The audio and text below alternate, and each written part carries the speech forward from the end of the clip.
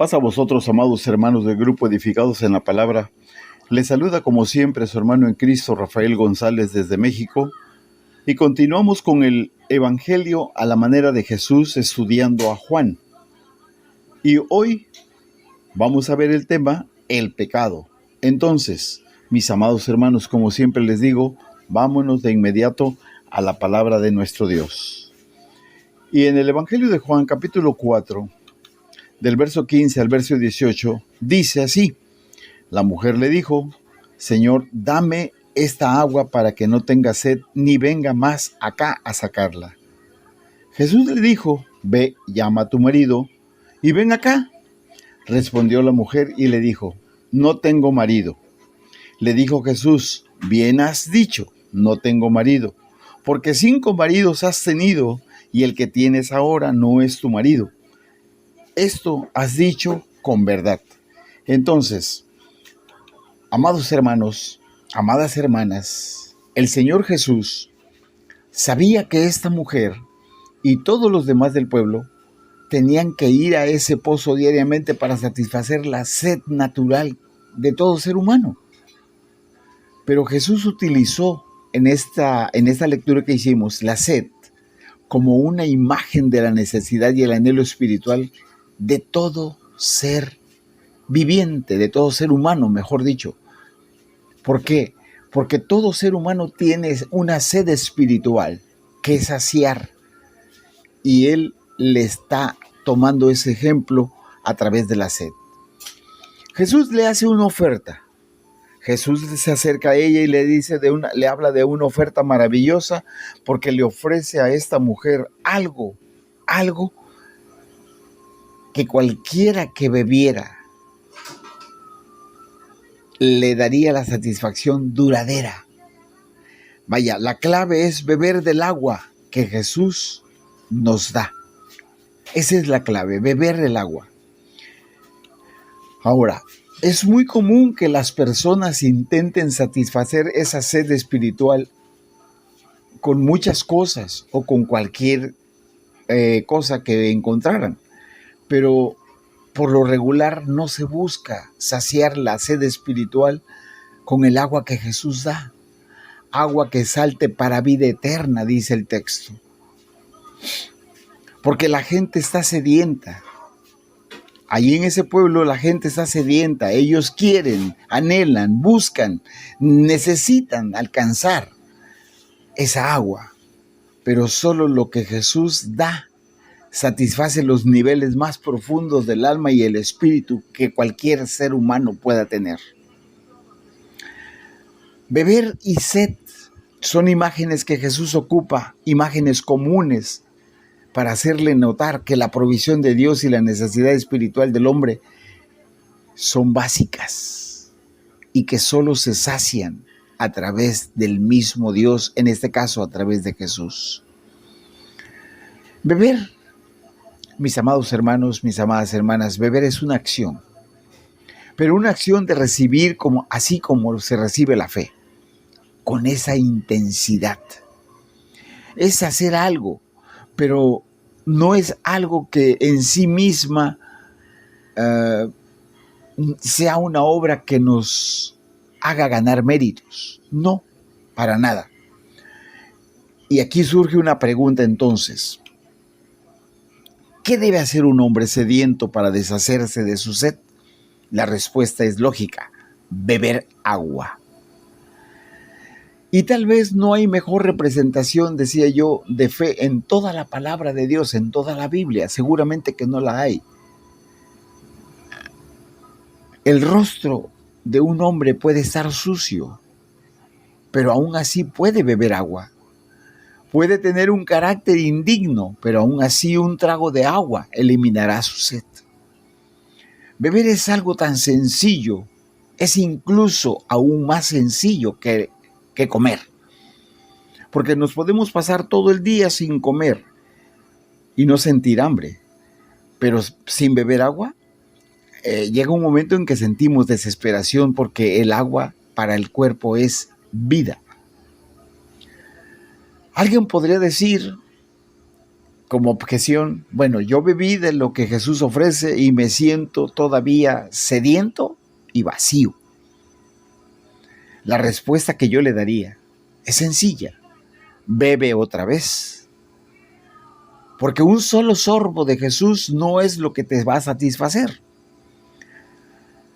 Y esa satisfacción que tú quieres encontrar para siempre no va a ser con un solo sorbo, sino con una conexión constante y continua con el dador de la vida, con el que está ofreciendo el agua que salta para vida eterna. Porque dice Jesús en su palabra, sino que el agua que yo le daré será en él una fuente de agua que salte para vida eterna. Y el efecto de esta agua hace mucho más que solo satisfacer la sed del que la bebe, mucho más. También crea algo bueno, algo que da vida al corazón del que la bebe y se vuelve una fuente de agua que salte para vida eterna. ¿Qué es esto? Que donde tú te pares después de haber bebido esta agua, donde tú te presentes después de haber bebido esta agua, tú serás una conexión entre Jesús y el que te mira, y el que te escucha, el que te saluda, el que te conoce, para que Él también tenga de esa agua que salta para vida eterna. Y la mujer muy claramente le dice, dame, Señor, dame de esa agua. La respuesta de esta mujer fue lógica, porque ella solamente lo pensó en lo material y nunca pensó en lo espiritual.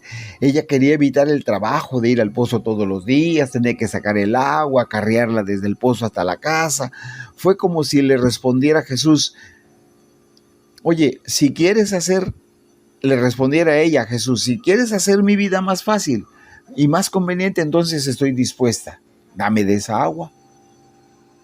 Pero no era esa la conveniencia que Jesús o la idea que Jesús le está planteando. Pero aquí hay algo importante. Cuando ya se encuentra Jesús con el interés de la mujer y que la mujer le dice, dame de esa agua, Jesús le contesta, ve, llama a tu marido y ven acá.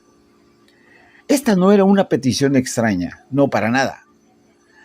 En esa conversación extendida y pública que sostienen Jesús y la mujer samaritana, Él estaba forzando los límites de la decencia cultural, porque no era posible que un varón judío estuviera platicando con una mujer samaritana, primeramente, y segundo, era mujer y el varón. Por eso le dijo, para que yo pueda seguir platicando contigo, trae a tu marido. Y ella le contestó, no tengo marido. 5 maridos has tenido, le contesta Jesús. La mujer declara no tener marido, mis amados hermanos, de lo cual técnicamente era verdad.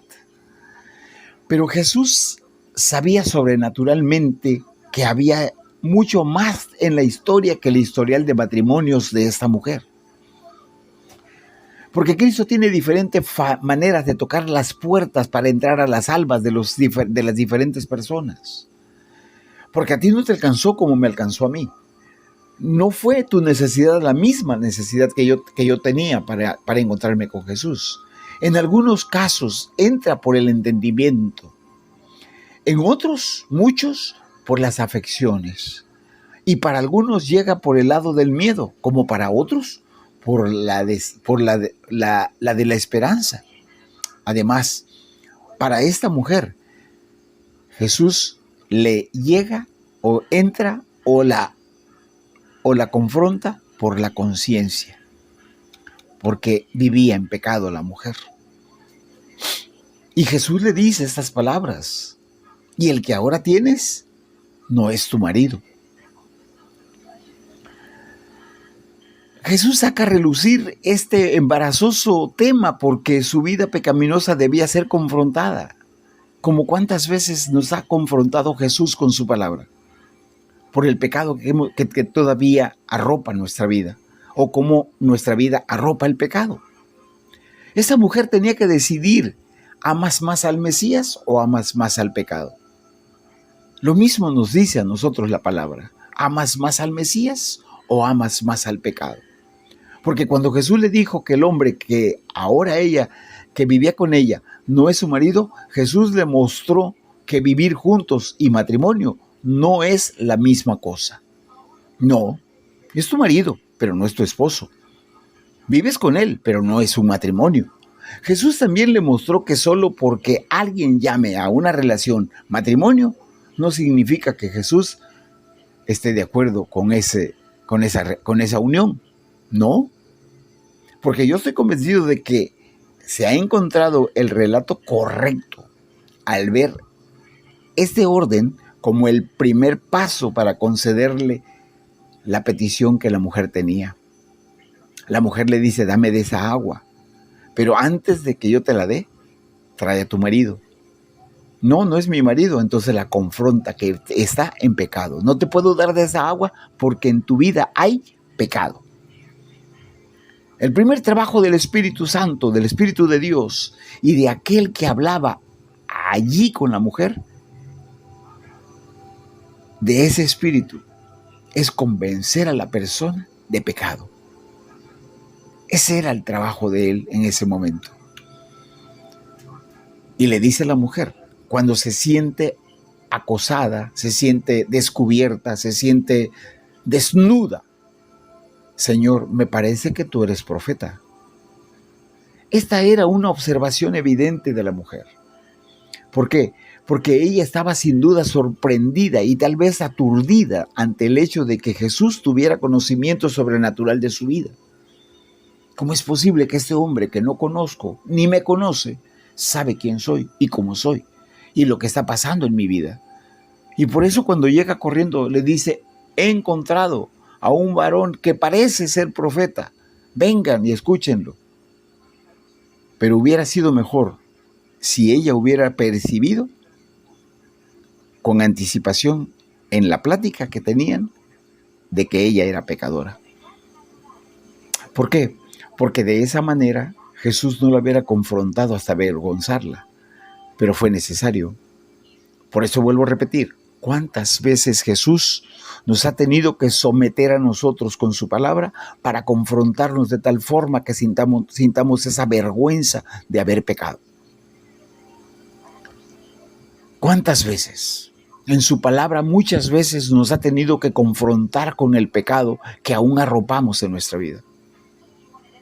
Muchos de nosotros, estoy seguro que de los que estamos escuchando aquí, aún tenemos algo que creemos que nadie sabe, que nadie ve, y lo escondemos.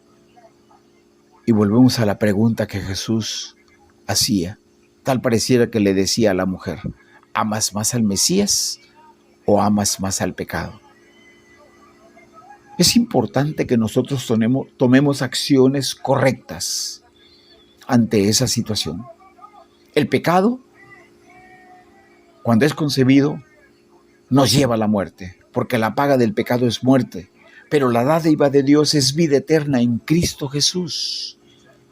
Es por eso que nosotros debemos tener cuidado. Antes de que seamos confrontados con la palabra, estar seguros de que podemos saciar nuestra sed sin que seamos confrontados por el pecado que tenemos. Yo los invito a que ya desde hoy, desde este mismo momento, conociéndonos y sabiendo que delante de Dios estamos desnudos, confesemos nuestros pecados. Mis amados hermanos, mis amadas hermanas, que Dios les bendiga, que Dios los guarde, que Dios haga resplandecer en ustedes su rostro, que Dios muestre en ustedes y en cada uno de nosotros misericordia, en el nombre de Jesús. Les saluda su hermano en Cristo desde México, Rafael González. Paz a vosotros.